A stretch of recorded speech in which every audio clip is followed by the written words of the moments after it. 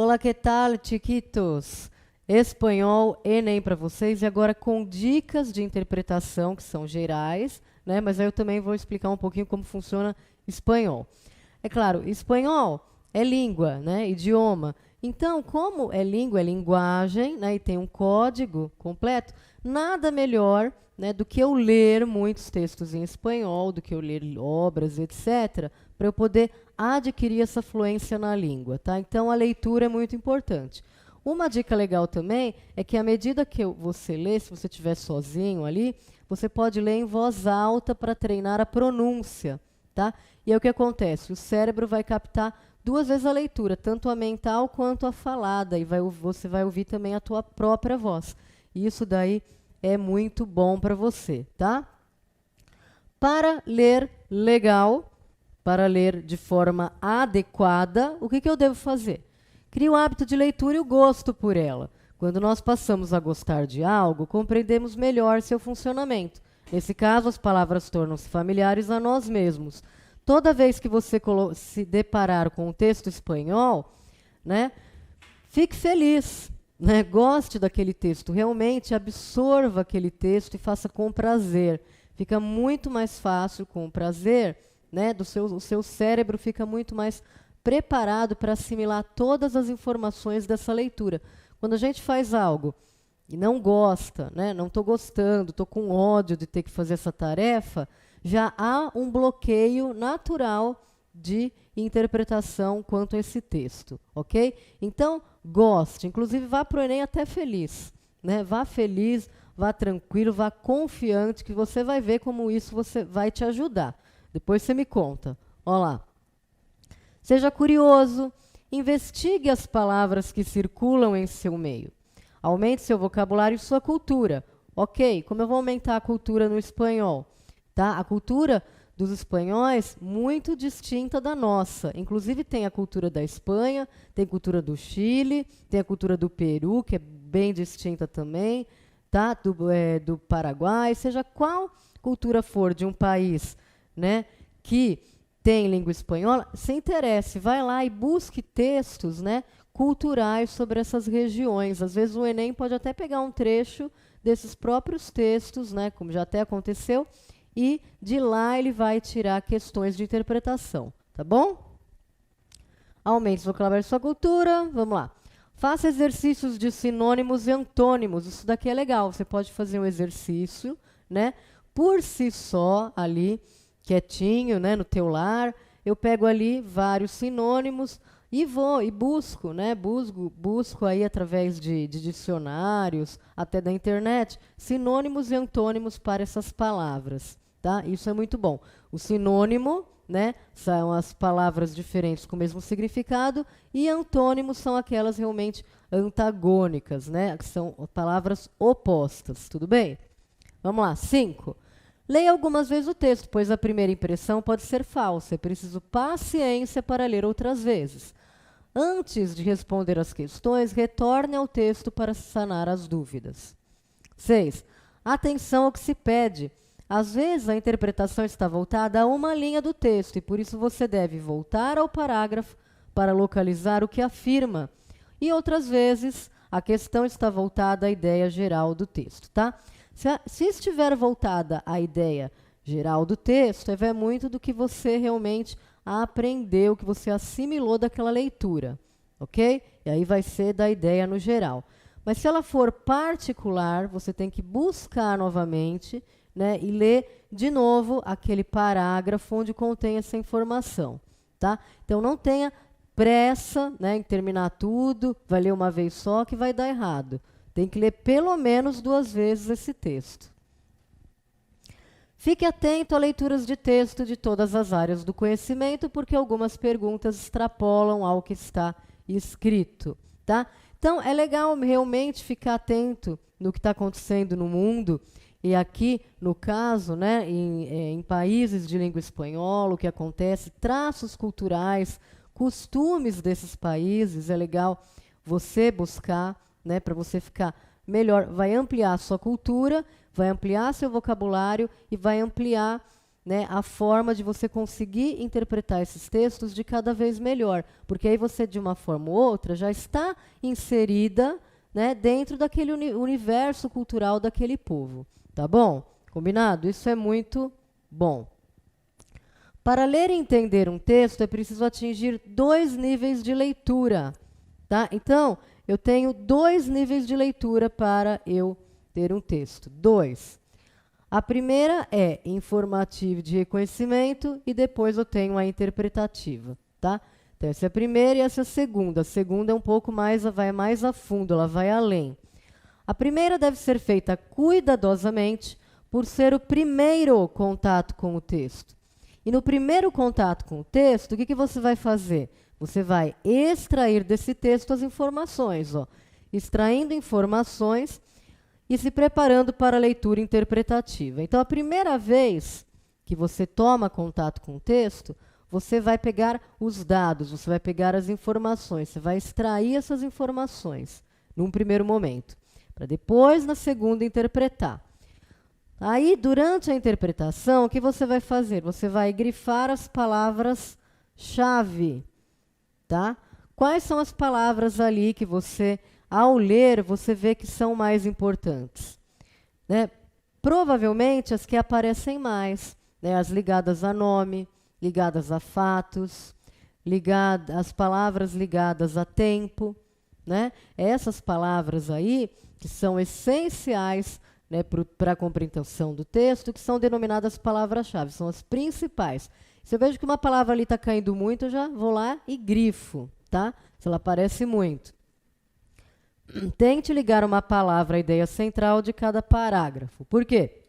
Existe a ideia central geral do texto e existe a ideia central de cada parágrafo, que é o quê? Qual é a ideia principal de cada parágrafo? Porque em cada parágrafo ele levanta, né, uma nova ideia, né, que às vezes até aprofunda a primeira, porque o texto ele vai progredindo, né, no nível, no âmbito das informações, e você vai ter que saber qual ideia central de cada parágrafo, mesmo porque se tiver uma pergunta específica, você já vai direto ao ponto depois novamente, tá bom? Vamos lá então, gente. A última fase da interpretação concentra-se nas perguntas e opções de resposta. Marque palavras como não, exceto, respectivamente, etc., pois fazem diferença na escolha adequada. Tá? No caso, né, de vocês, eu já falei para vocês que aí vai estar lá correcta, lá incorrecta, né, lá exceção, lá parte, aí o não vai ser o no, que si. Então, você vai ter que tomar cuidado com isso aqui. Retorne ao texto, mesmo que pareça ser perda de tempo. Leia a frase anterior e posterior para ter ideia do sentido global proposto pelo autor. Organização do texto e ideia central. Um texto, para ser compreendido, deve apresentar ideias seletas e organizadas, através dos parágrafos, que é composto pela ideia central, a argumentação e o desenvolvimento e a conclusão do texto. Podemos desenvolver um parágrafo de várias formas, tá? Então, eu posso fazer uma declaração inicial primeiro, depois eu defino uma divisão, uma alusão histórica, ok? E aí, essa é uma das maneiras de fazer um parágrafo. E o parágrafo serve para dividir o texto em pontos menores, tendo em vista os diversos enfoques. Claro, ele não vai falar uma coisa só, ele vai falar várias, né, para que a tese dele realmente seja muito bem sustentada. Convencionalmente, o parágrafo é indicado através da mudança de linha e o espaçamento da margem esquerda, os famosos 2 dedinhos que as professoras falavam para nós. Uma das partes bem distintas do parágrafo é o tópico frasal, ou seja, a ideia central extraída de maneira clara e resumida. Então, eu leio todo um parágrafo e aí eu vejo qual que é o tópico frasal desse parágrafo, qual que é a ideia principal dele de forma resumida, tá? Várias vezes, né, o tópico frasal está realmente na primeira frase de um parágrafo, porém nem sempre, tá?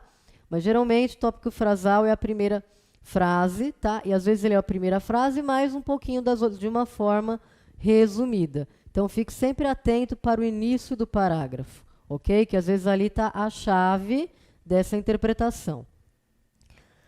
Então, vamos lá. Tentando separar a ideia principal de cada parágrafo, asseguramos um caminho que nos levará à compreensão do texto, tá? Por isso que a ideia principal de cada parágrafo é muito importante, tá? Então, vocês devem pensar sobre isso. Olha lá, agora eu coloquei para vocês outras dicas enumerando elas. Vamos ver? Primeira, leia o texto no mínimo 2 vezes. Já até comentei com vocês, né, que o mínimo é 2 vezes, jamais uma.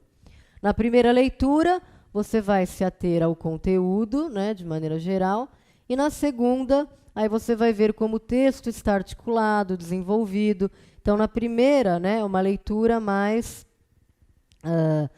rápida até, né, e que você não se atém tanto às informações uma por uma, mesmo porque é o primeiro conhecimento que você vai ter com esse texto, né? Essa é a fase de se conhecer de cara. Depois, o segundo é quando você já conhece melhor, então você já sabe, né, um pouco do texto, você já apreendeu as informações principais. Aí, na segunda, então, você já faz uma leitura com nível interpretativo, tá bom? Observe as relações interparágrafos. Um parágrafo geralmente mantém com outro uma relação de continuação, conclusão ou falsa oposição. Identifique muito bem essas relações. Por quê?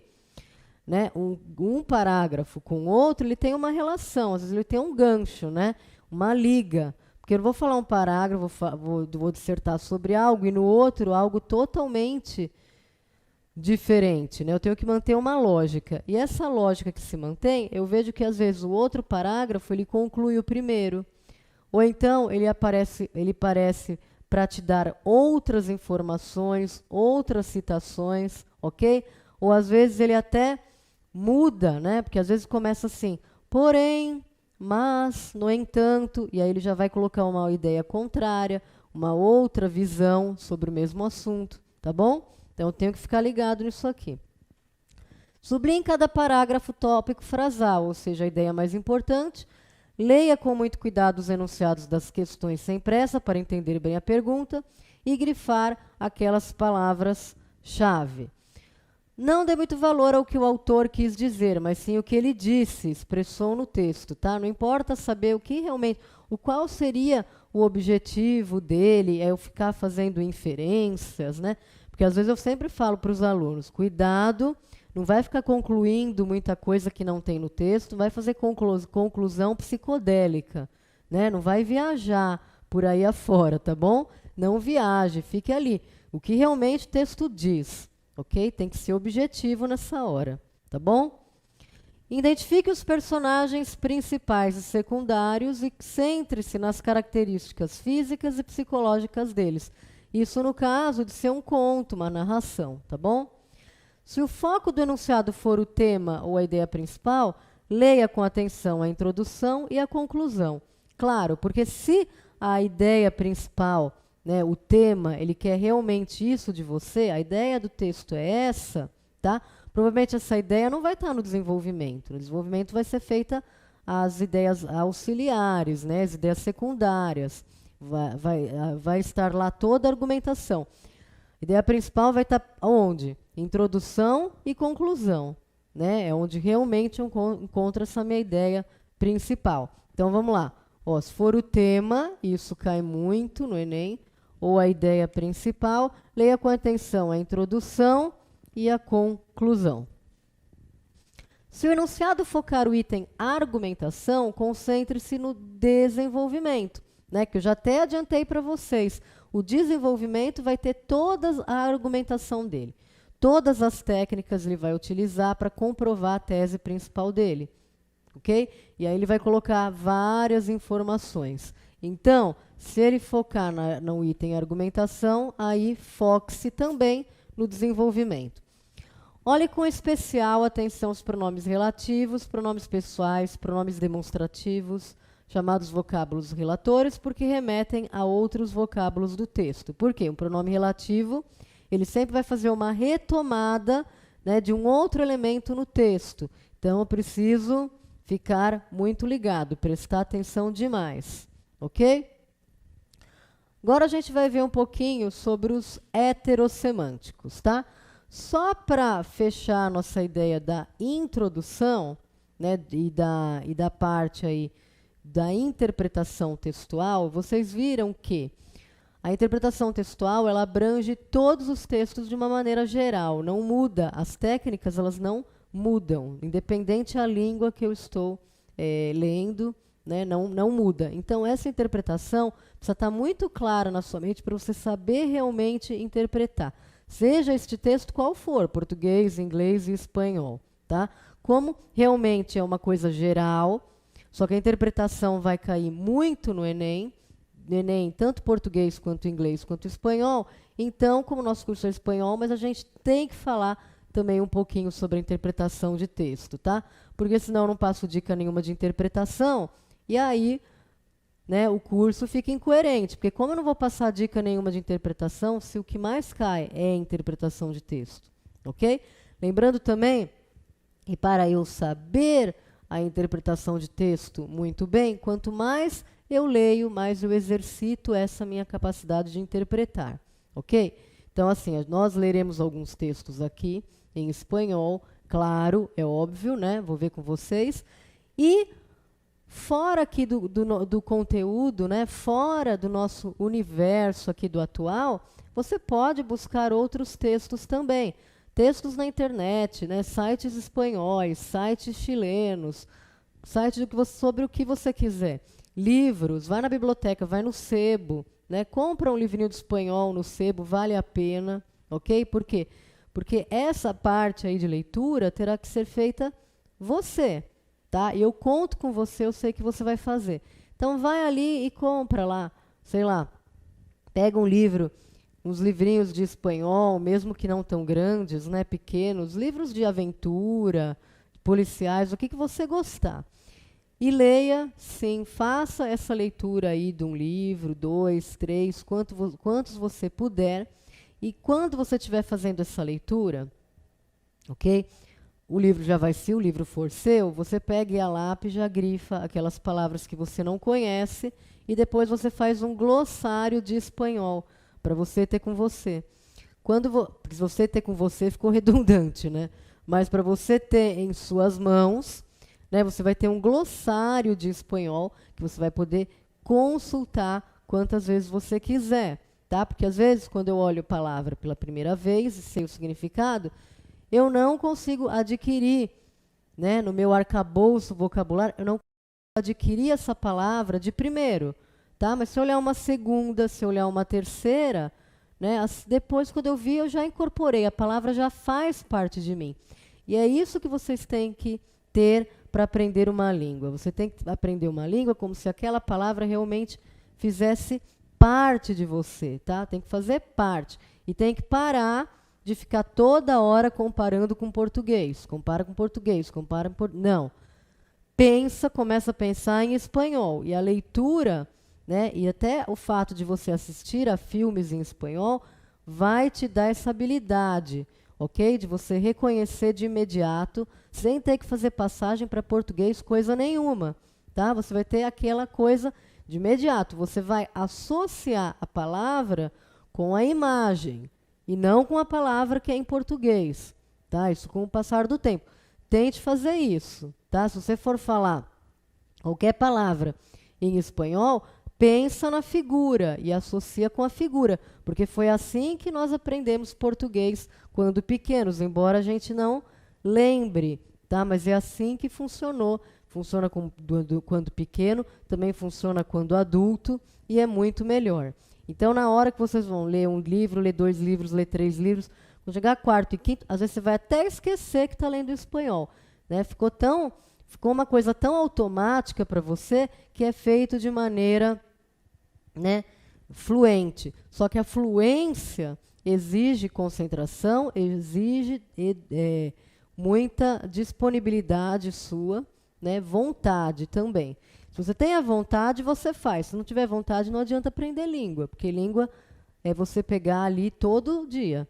tá? Então, espanhol, você está tendo aula comigo, daqui a pouquinho você vai lá na internet, busca alguma coisa, daqui a pouquinho você lê um pouquinho de livro, no dia seguinte você vai lá, estuda de novo o atual, aí pega ali na internet, vê alguma coisa, ah, vou ver um filme, ah, deixa eu colocar aqui uma legenda em espanhol, né? Faça isso e faça cada vez mais e sempre, tá? Porque a língua é diária, a gente tem que aprender todos os dias.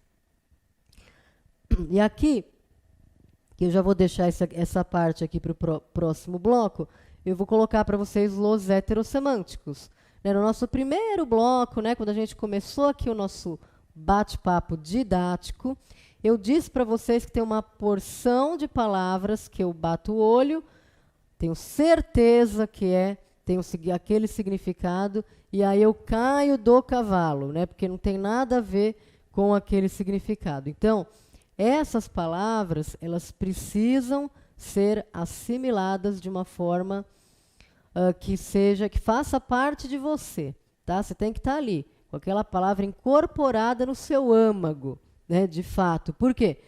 Vai chegar um texto, vai aparecer esquisito, você vai falar, ah, esquisito é esquisito. Então, né, porque pela similaridade, né, o conteúdo seria o mesmo, mas ele é falso amigo, ok? Vai aparecer lá embaraçada, né, la chica está embaraçada. Você vai achar que ela está tímida, né, e na verdade ela está grávida. Então, tem muitas coisas que são diferentes. Por exemplo, cachorro, em espanhol, não é cachorro, é filhote de mamíferos. Qualquer filhote de mamífero ele chama cachorro. Ah, e como que é cachorro? Cachorro é perro. Né? Então, se eu vejo ali cachorro, eu vou achar que é outra coisa. Tá? Apesar de ser animal também, mas é diferente. De repente, pode ser um filhote ali de coelho. Tá? É um filhote, é um coelhinho, e ele colocou ali como cachorro. Né? E, na verdade, você não vai achar que é o cachorro. Quer dizer, aí, tua interpretação já foi por água abaixo. Né? Porque o próprio personagem do texto você já não conseguiu identificar o que é. Ou se é um texto técnico sobre animais, você já não conseguiu entender. Né? E aí vai aparecer o perro, e você vai achar, nossa, perro é... aí você vai falar, não, perro, o que será que é perro? Será que é pelo? Né? Pelo de cabeça, vai achar que é pelo de cabelo? Não, porque aí é que tá. Perro, com R, é cachorro. E pelo? Pelo é cabelo, gente. E não é pelinho aqui de... Né? Não é o pelo só do braço, o pelo da perna, não. Pelo é cabelo. Por isso que do pelo, né, se transformou cabeleireiro ali, eles falam peluqueria, né, que para nós é cabeleireiro, de cabelo, né, cabeleireiro, é tudo com a mesma raiz, é tudo com o mesmo radical ali também. Só que de pelo, cabelo, surgiu a peluqueria, né? Se você não souber o que é pelo, imagina se aparece peluqueria ali. Vai falar, meu Deus, o que é essa palavra? E agora? Estou danado, tá? Então, por isso que aqui a gente vai ver os los heterossemânticos, tá? Direitinho para você. Vamos só fazer a definição por enquanto. Semânticos são vocábulos idênticos ou semelhantes em sua forma gráfica, pero que divergem em quanto a seu significado. São llamados falsos amigos ou falsos cognados e podem provocar interferências, mas significativas em la comunicação. Fica o quê? A pessoa vai lá, escreve algo, né? Escreve, estou embaraçada, eu penso que ela está nervosa ou está com timidez, e na verdade ela está grávida. Eu falo que eu vou na peluqueria, né? A pessoa pensa em tudo menos que é o cabeleireiro, porque pelo é cabelo, tá? Então tem várias coisas diferentes no espanhol. Por isso que a maioria das pessoas acha que arrasa no espanhol, só que tem o portunhol, né? Então é por isso que a gente usa esse curso aqui para que você tire as suas dúvidas, tá bom? Continuando então. Los heterossemânticos. Aí eu propus para vocês, ó, vamos fazer um exercício juntos? Ó, primeiro leia com atenção as frases abaixo, escritas em espanhol, e observe as palavras que estão em negrito. Ó lá, primeiro. Me gusta mucho la salada de tomates. ¿Quieres comer pan con presunto y queso? La última cena de la telenovela fue emocionante. Fecha la puerta de la casa. Ok? Depois de ler, responda com sinceridade. Você entendeu o significado das frases? Creio que a maioria sim, né? Que, na verdade, eu entenderia o significado porque eu já saberia que primeiro seria gosto muito de salada de tomate, quero comer pão com presunto e queijo. Quer comer pão com presunto e queijo? A cena da novela foi emocionante e fecha a porta da casa. Para, né, um falante de língua portuguesa, estaria ótimo, né? Esse primeiro aqui estaria perfeito. Ele fala, nossa, estou arrasando no espanhol. Só que no espanhol, essas palavras grifadas aqui não são dessa forma. Não são como em português. Porque aqui eu vou ter me gusta mucho la ensalada de tomates e não salada. Eu vou colocar ensalada. Quieres comer pão com Ramon e queso? Veja que presunto não é presunto, e sim Ramon. La última escena de la telenovela foi emocionante. Escena, tá? E não é cena, porque cena no espanhol é jantar. Então, quer dizer, modifica tudo. E cierra la puerta de la casa. Então, aqui eu tenho cierra. Cierra la puerta de la casa. Cierra e não fecha. Então, fechar em espanhol é cerrar. Tá bom? Muito bem. Então, aqui, selecionei para vocês os falsos amigos. A gente vai ver um por um, com calma e tranquilidade, para não ter problema. Aceite, óleo, azeite, né? Em aceite em espanhol, em português é óleo ou azeite. Acordar em português é decidir, combinar. Alejado é afastado e distante. Apelido é sobrenome. Assinatura é disciplina e matéria e não assinatura. Né? Bem como apelido não é apelido. Aleijado, gente, não é aleijado, não. O sentido dele é afastado e distante. Azarar, flor de laranjeira. Funda, uma fronha, uma capa. Gamba é camarão e não aquele bichinho fedido chamado gambá. Gamba é camarão.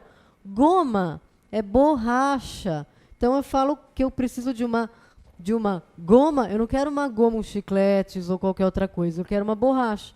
Largo é comprido e longo. Latido não é um latido de cachorro. Quando eu falo em latido, né? Eu falo latido em espanhol, eu estou querendo falar sobre as batidas do coração. E ligar não é eu fazer um telefonema, não. Ligar significa ter sorte, paquerar, unir e misturar, ok? Então, tudo isso aqui que eu estou colocando está disponível na apostila, é um conteúdo que está disponível na apostila para depois você ler e memorizar com mais calma, tá bom? Continuando, então, os los heterossemânticos. Eu tenho balcão, que é uma sacada. Batata é batata doce. Beca significa bolsa de estudos. Berro quer dizer agrião. Gente, olha que diferença, né? Vai que eu solto um berro. Eu penso que é uma criança que está soltando um berro. E significa agrião. Então, você pode viajar, né, para a Espanha, viajar para o Chile, vai ver no cardápio um berro, vai achar que o garçom chega lá e pá, pum, berra para você. E não é um agrião. Então, vejam, é muita diferença, né? Borrar é verbo apagar, tá? Por exemplo, borrar la pizarra, significa apagar a lousa. Borracha, né, é uma pessoa bêbada, porque vocês já viram que borracha para eles é goma. Então, borracha é pessoa bêbada. Ele estava borracho. Cacho, não é cacho de banana, né, ou cacho de cabelo, e sim uma porção ou um pedaço. Tá? Então, eu quero um pedaço, eu chamo de cacho. Mala é uma pessoa má, né? Se eu falar, Cris é uma persona muy mala. Estou dizendo que ela não é aquela pessoa chata, porque aqui a gente chama de mala uma pessoa chata, ou então isso, tem a mala que eu levo para algum lugar mesmo, mala de viagem. Aqui mala é má. Oficina, escritório, osso, urso, pasta, todo tipo de massas, pastel, torta doce ou salgada, pegar, dos verbos bater, grudar e colar, e pelado é careca, sem cabelo. Então, gente, é muito diferente, né? Pasta não é pasta de dente, sim uma massa. Pastel, se eu pedir um pastel, eu não vou achar que vai achar um pastel ali da feira dos japonesinhos, né? E vai vir sim uma torta, que pode ser doce ou salgada. O verbo pegar, quando eu falo pegar, é bater, grudar ou colar. Nada a ver. E pelado é careca e sem cabelo. Tá? Por quê? Vai falar, como que é pelado então, professora? É desnudo. Então, se eu falo pelado, né? Se eu falo, el hombre está pelado, aí o pessoal fala, meu Deus, pelado, socorro, vocês estão todo mundo gritando, sou brasileiro. Mas, na verdade, eu só estou querendo dizer que ele é careca. Tá bom? Então, aqui, mais um pouquinho. Cachorro, como eu disse para vocês, é o filhote de mamíferos. Cana ou canas são cabelos grisalhos. Cena é uma janta. Cola é um rabo, cauda. Tá? Então, cola não é a cola que eu faço na escola, nem a cola, né, aquela substância que eu colo os objetos. E sim, cola significa rabo. Então, eu posso falar em cola del perro, rabo de cachorro, tá? Copa. Olha lá, copa não é Copa do Mundo, não, e nem copa de cozinha, e sim uma taça para bebidas, que eu chamo de copa. Cueca, e não cueca. Eu já falei que não tem som aberto em espanhol. Cueca é uma dança popular do Chile. Doce. Não é doce de docinho, daquele que engorda, não. E sim o número 12. Engraçado. É lubrificado e engordurado. É engraçado. E não é engraçado de provocar riso, aquela pessoa simpática, engraçada, que faz piadas, tá? Pipa. Não é a nossa pipa que empinamos aí, e sim um cachimbo. Polvo, esse aqui é muito diferente, né? Que para nós, polvo é aquele animal, para eles não. Para eles é poeira, pó. Prender é um verbo acender, tá? Super diferente, né? O sentido do prender nosso. Presunto. Se eu tiver o presunto, lembra que aqui até eu grifei aqui o presunto, porque a gente teve o exemplo ali, que presunto, se eu quero falar presunto em espanhol, eu tenho que falar Ramon. O presunto dele significa suposto e presumido. O rato, né, que não é aquele animal repugnante, que é só bonito em desenho, mas é um pequeno espaço de tempo. Reto. Olha o que é reto, um desafio. Vejam, é muito diferente, né, pessoal? Saco é casaco e paletó. Nossa, e aí, gente, por isso que tem várias piadinhas com espanhol, né? Eu posso jogar aquelas palavras, colocar coisas ali maliciosas, o pessoal vai rir, e na verdade não é nada daquilo em espanhol, tá bom? Salada é algo salgado e salsa é um tipo de dança, né? Ou o molho deles. Salsa também pode significar molho e não só o tipo de dança, tá? Próximo bloco, então, continuamos com heterossemânticos. Te vejo lá.